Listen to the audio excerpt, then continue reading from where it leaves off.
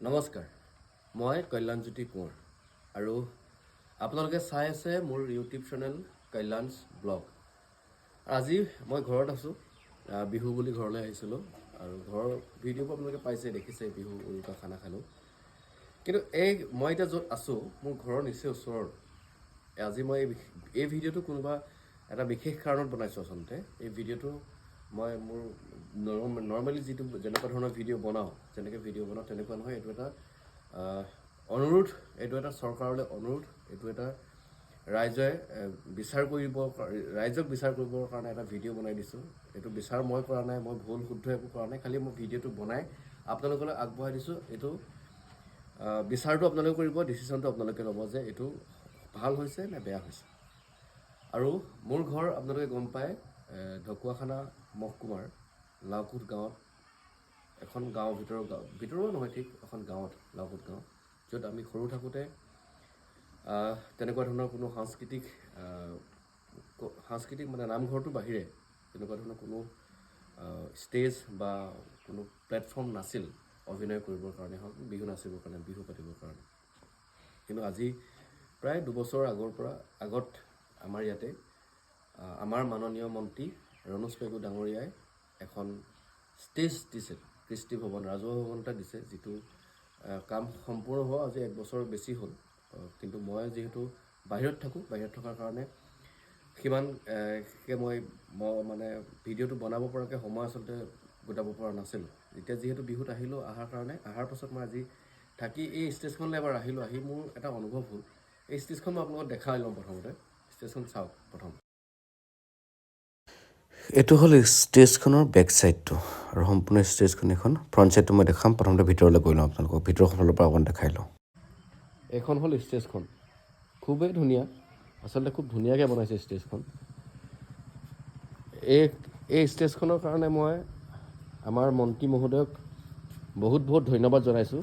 আমাৰ গাঁৱত এনেকুৱা এখন ষ্টেজ দিছে আৰু এই ষ্টেজখনৰ ইটো চাইডে, ৰাস্তাটোৰ ইটো চাইডলৈ এটা গৰু ভেটি, যিটো গাঁৱৰ ৰাইজৰ কাৰণে খুবেই বেছি সুবিধা হয়। সেইটো হোৱাৰ কাৰণে এখন যথেষ্ট ডাঙৰ ষ্টেজ দিছে। ষ্টেজখনৰ এইখিনি সন্মুখভাগ, মই থিয় হৈ আছোঁ, এইফালেখিনি সন্মুখভাগ আৰু এইটো হ'ল পাছফালৰ বেক চাইডটো। এতিয়া যদি এইফালে দৰ্শক বহিব লাগিব, এইফালে দৰ্শক ক'ত বহিব মানে আপুনি এইফালে দৰ্শকৰ যদি তাৰ পৰা আপুনি স্পেচিয়েল গেষ্ট এজন তাতে ইয়াতে বহাই আপুনি উঠাব কেনি চাওকচোন। ইমান হাইট, ক'তো একো এটা ষ্টেপো দিয়া নাই। গতিকে মই সেইটোহে ক'ব বিচাৰিছোঁ, মোৰ বেলেগ কথা নাই, সেইটোহে আপোনালোকে বিচাৰ কৰি দিব লাগে। আপোনালোকে ভাবি চাওকচোন এবাৰ।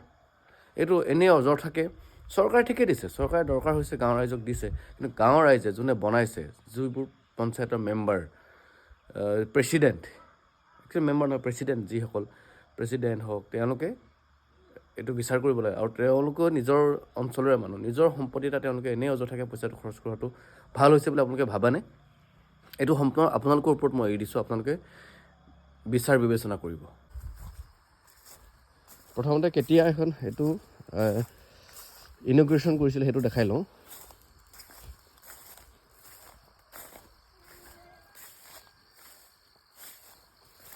ইয়াত একদম স্পষ্টকৈ লিখা আছে, আজি ইংৰাজী 8/12/2020 তাৰিখে ধেমাজি সমষ্টিৰ মাননীয় বিধায়ক শ্ৰীযুত ৰণোজ পেগু ডাঙৰীয়াই হাৰহি জিলা পৰিষদৰ সদস্য শ্ৰীযুক্ত টুটুমণি শইকীয়া চেতিয়া, শিঙীয়া গাঁও পঞ্চায়তৰ সভানেত্ৰী মাননীয় শ্ৰীযুক্ত কৰিশ্মা গগৈ, আঞ্চলিক পঞ্চায়তৰ সদস্য মাননীয় শ্ৰীযুত প্ৰদীপ সন্দিকৈ, 6 নং ৱাৰ্ডৰ সদস্য মাননীয় শ্ৰীযুক্ত ববী হিলদাৰী গগৈ ডাঙৰীয়ানীৰ উপস্থিতিত চতুৰ্দশ বিত্তীয় আয়োগ 2019-20 বৰ্ষৰ একম কৃষ্টি পুঁজিৰ দ্বাৰা কনষ্ট্ৰাকশ্যন অফ বিল্ডিং এট লাওকোট অপেন ষ্টেজ, দেখিছেনে, আঁচনি নিৰ্মাণ কাৰ্য শুভাৰম্ভণি কৰে 4,50,000 টকাৰ গাঁও পঞ্চায়ত শিঙীয়া উন্নয়ন খণ্ড ঢকুৱাখানা।